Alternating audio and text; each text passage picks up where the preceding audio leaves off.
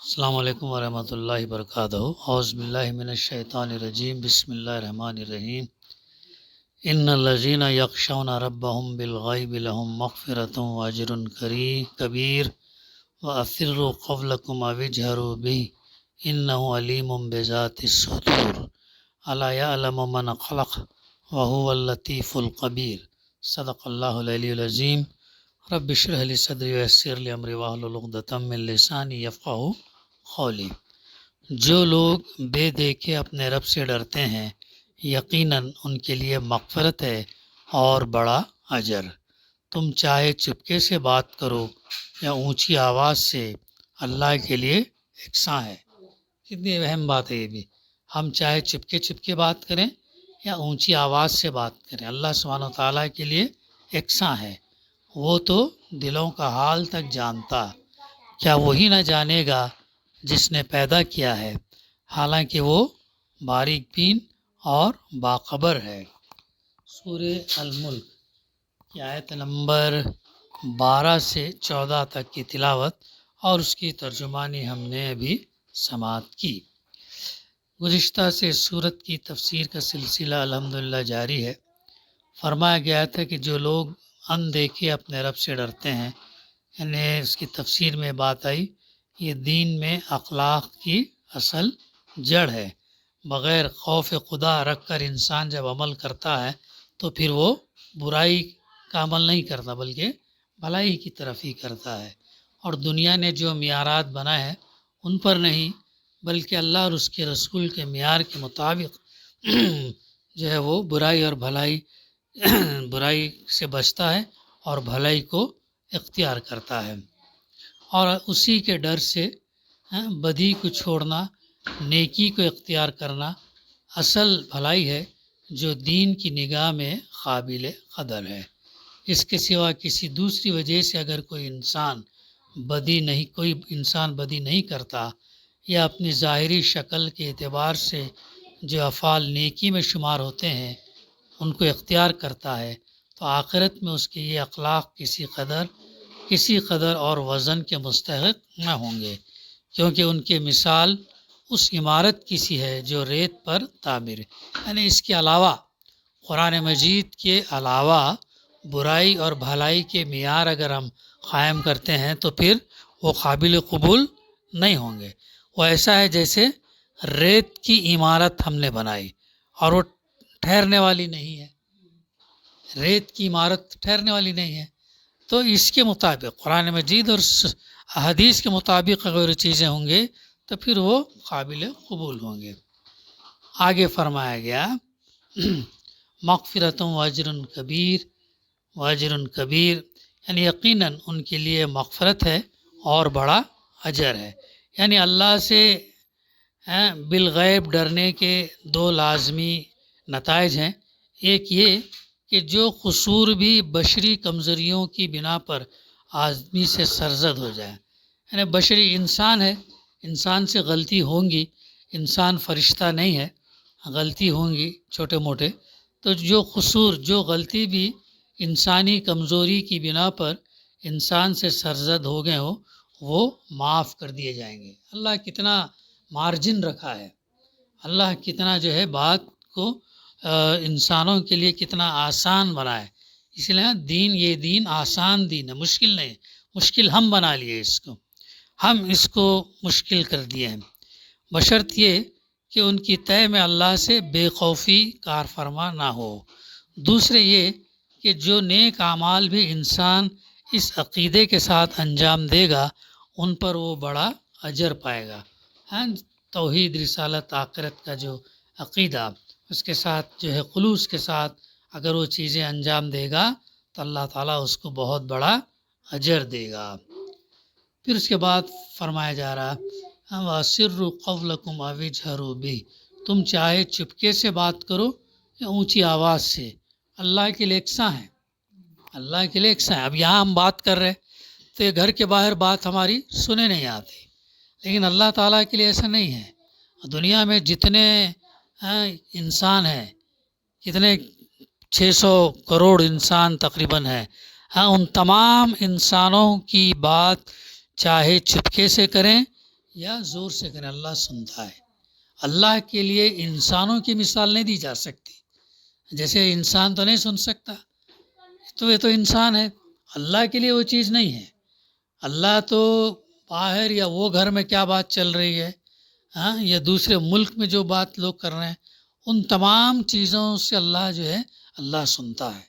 یہ چیز یاد رکھو، یہ اس کے لیے کوئی چیز مشکل نہیں۔ تو یہی بات بتائی جا رہی کہ چاہے تم چپکے سے بات کرو یا زور سے بات کرو، اللہ کے لیے یکساں ہے، اللہ کے لیے یکساں ہے۔ کیوں؟ وہ تو دلوں کا حال، انہ علیم بذات الصدور، وہ تو دلوں کا حال تک جانتا ہے۔ اللہ تعالیٰ جو ہے یہ بات تمام انسانوں کو خطاب کر کے فرمائی گئی، چاہے وہ مومن ہو یا کافر ہو۔ مومن کے لیے اس میں یہ تلقین ہے کہ اسے دنیا میں جو زندگی بسر کرتے ہوئے ہر وقت یہ احساس اپنے ذہن میں تازہ رکھنا چاہیے کہ اس کے کھلے اور چھپے قول، بات یا اعمال ہی نہیں، اس کی نیتیں اور اس کے خیالات تک اللہ سے چھپے ہوئے نہیں ہے۔ یہ ڈر ہمارے اندر پیدا ہونا چاہیے، تو انسان پھر جو ہے نا برائی سے بچ سکتا ہے، چاہے چھپے ہوئے ہو، یعنی چونکہ جب اللہ ہمارے دلوں کی نیت سے تک واقف ہے، تو ایسی صورت میں جب ہم چھپے قول ہو یا اعمال ہو، ان تمام چیزوں سے اللہ سبحانہ و تعالیٰ واقف ہے، کوئی چیز اس سے ڈھکی ہوئی نہیں ہے۔ یہ مومن اور کافر کے لیے اس میں یہ تنبیہ ہے کہ وہ اپنی جگہ اللہ سے بے خوف ہو کر جو کچھ چاہے کرتا رہے، اس کی کوئی بات اللہ کی گرفت سے چھوٹی نہیں رہ سکتی، کوئی بات اس سے باہر نہیں رہ سکتا، اللہ اس سے بخوبی واقف ہے۔ لیکن کافر جو ہے وہ سمجھتا نہیں ہے، وہ کافر جو چونکہ اس کو یقین نہیں ہے آخرت پر اور اللہ پر، تو جو ہے وہ اللہ پر اگر دوسری شکل میں مانتا بھی ہے تو جیسے ماننا چاہیے ایسے نہیں مانتا، تو پھر اس کے اندر وہ بات اس کے لیے نہیں ہے۔ تو یہی بات بتائی جا رہی ہے، وہ تو دلوں کے حال تک اللہ سبحانہ و تعالیٰ اس سے واقف ہے۔ پھر سوال کیا جا رہا، الا یعلم من خلق، کیا وہی نہ جانے گا جس نے پیدا کیا؟ دوسرا ترجمہ اس کا یہ بھی ہو سکتا کہ کیا وہ اپنی مخلوق ہی کو نہ جانے گا جس نے اسے پیدا کیا ہے؟ اصل میں من خلق استعمال ہوا، اس کے معنی جس نے پیدا کیا ہے بھی ہو سکتے ہیں اور جس کو اس نے پیدا کیا ہے بھی، دونوں صورتوں میں مطلب ایک ہی رہتا۔ یہ دلیل ہے اس بات کی کہ جو اوپر کے فقرے میں ارشاد ہوئی، یعنی آخر یہ کیسے ہو سکتا، کیسے ممکن ہے کہ خالق پیدا کرنے والا اپنی مخلوق سے بے خبر ہو، کیسے ممکن ہے؟ سمپل بات ہے، آسان بات ہے، تو اللہ تعالیٰ واقف ہے، اللہ تعالیٰ سے کوئی چیز ڈھپی ہوئی نہیں ہے۔ مخلوق خود اپنے آپ سے بے خبر ہو سکتی، ہم خود اپنے آپ سے بے خبر ہو سکتے ہیں، کہتے ہیں نا absent minded person, absent minded professor, absent minded person کر کے ایسی باتیں آتی ہیں نا، ہم خود ہو سکتے ہیں لیکن اللہ تعالیٰ جو ہے وہ واقف ہے، کوئی چیز اس سے چھپی ہوئی نہیں ہے، خالق اس سے بے خبر نہیں ہو سکتا۔ تمہاری رگ رگ اس نے بنائی ہے، انسان کی رگ رگ اللہ تعالیٰ نے بنائی ہے۔ آج جدید سائنس ہم کو کیا بتاتی ہے کہ ہمارے رگ، ہماری وینس، ہمارے نروس پتہ نہیں کتنے کلومیٹر ہیں، دنیا کے کتنے چکر وہ کر سکتی ہیں، اتنی زیادہ تعداد اس کی جو ہے۔ اللہ تعالیٰ جو ہے تمہاری رگ رگ جس نے بنائی، کیا وہ واقف نہیں ہوگا؟ تمہارے دل اور دماغ کا ایک ایک ریشہ اس کا بنایا ہوا ہے، ہمارے دل اور دماغ کا ایک ایک ریشہ اللہ تعالیٰ نے بنایا ہوا ہے۔ تمہارا ہر سانس اس کے جاری رکھنے سے جاری ہے، ہم جو سانس لیتے ہیں، سانس جو چھوڑتے ہیں، یہ اللہ کی اذن سے ہے، اللہ کی مرضی سے ہے۔ تو جب یہ اس چیز کو بھی اللہ سبحانہ وتعالیٰ جانتا ہے۔ تمہارا ہر عضو یعنی ہر پارٹ اس کی تدبیر سے کام کر رہا ہے، ہر پارٹ ہمارا اللہ کی تدبیر، اللہ کی اسٹریٹجی، اللہ کے منصوبے کے تحت کام کر رہا ہے۔ یہ آنکھ جو اللہ تعالیٰ نے دیا ہے، وہ دیکھنے کے لیے ہی دیا ہے، اور دیکھنے کا ہی کام کر رہی ہے آنکھ۔